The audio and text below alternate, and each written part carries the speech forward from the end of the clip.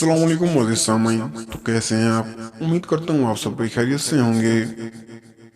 आज की वीडियो उन बहन भाइयों के लिए है जिनकी एड़ियाँ फटी हुई होती हैं और वो हमें कमेंट्स बॉक्स में करते हैं कि भाई एक कोई ऐसा कारामद नुस्खा बताएं जिससे हम इन फटी हुई एड़ियों से निजात हासिल कर सकें।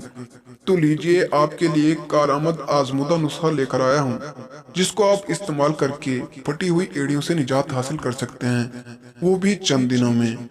तो आपका मैं ज़्यादा टाइम नहीं लेता, चलते हैं वीडियो की तरफ। नुस्खा फटी हुई एड़ियों के लिए आपने दो चीज़ें लेनी हैं। 100 ml सरसों का खालिस तेल और दूसरा यह है कि 100 ml सादा पानी। फटकड़ी बारीक पीसी हुई आधा चम्मच। फटकड़ी को पानी में मिक्स करके हल करें, फिर तेल मिक्स करके अच्छी तरह हल करें। जब तीनों खूब मिक्स हों तो बोतल में महफूज रखें। अब ये था बनाने का तरीका। अब इसका इस्तेमाल करने का तरीका क्या है वो मैं आपको बताने जा रहा हूँ, जरा नोट करिएगा।